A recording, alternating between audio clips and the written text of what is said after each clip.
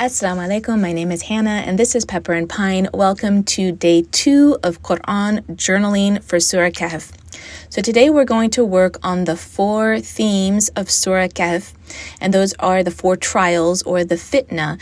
And these are told in 4 stories for this surah, and the themes are the fitna of religion, and that will be the first story with the youth who sought shelter in the cave or sought protection from the fitna of religion, and they sought protection in a cave and then they fell asleep for a number of years.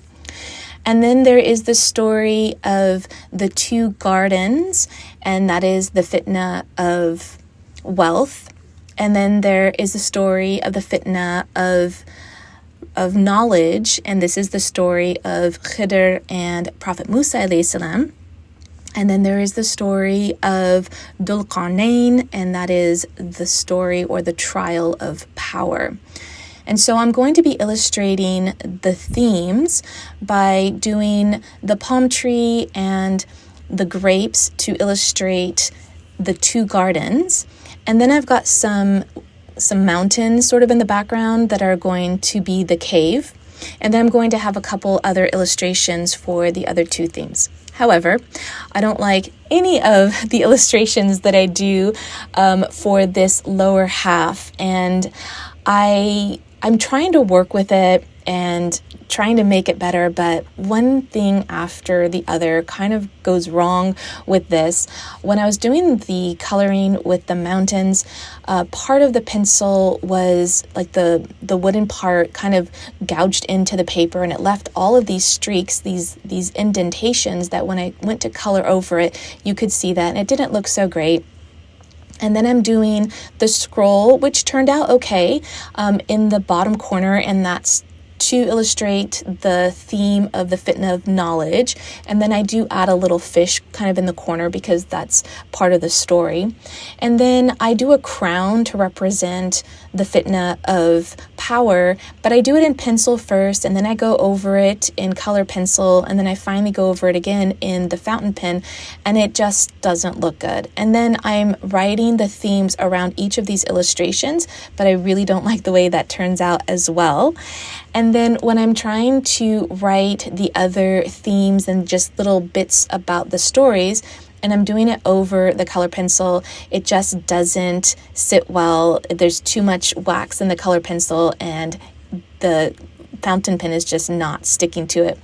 And then I try to go over it with some pencil, just trying to make it look better, and it doesn't. And in the meantime, I'm going to add a few notes about the previous day's work when I did ayah number 1.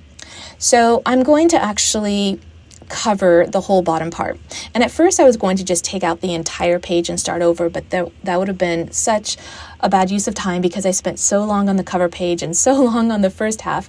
So I decided just to cover it by tearing a piece of paper that's going to fit just perfectly over the bottom half. And I actually like that there's rough edges. It just kind of works with the illustration. I'm using some double stick tape just to adhere it onto the page, and it adhered very well. In fact, when it's done, you can't even tell that there was a mistake here and that this is my drawing over it. Of course, when you turn the page, you can tell that this part is a little bit thicker. So I'm adding some green along the edges just so that it blends in with the color that was behind the page, because I don't have it go all the way to the edge. I leave a little bit of a border around the edge. So I start by erasing the first thing that I wrote because I actually liked the way I did it on the previous example where I wrote the 4 themes sort of at the top and then do the illustrations underneath. So I considered writing that at the bottom, but I didn't like that idea as soon as I wrote it, so I erased it.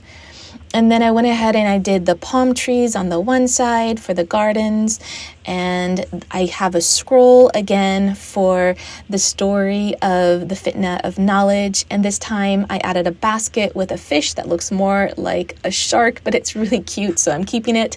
And then of course I'm doing all of my writing. I'm actually doing more writing just with pencil, and I think that it looks really great this way. I really love it. I'm really glad that I took the time to redo this portion, even though it was time consuming. I love it so much more at this point, and it's going to help me as I move along with this project to do the color pencil without the pencil and without the fountain pen. I think that it's looking a little bit better this way. I hope that you will join me with this series and do your own Qur'an journaling. If you do, please tag me on Instagram. I would love to see your work.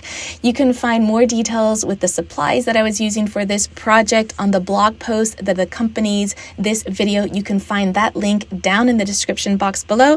And don't forget, you can find me on Instagram at Pepper and Pine.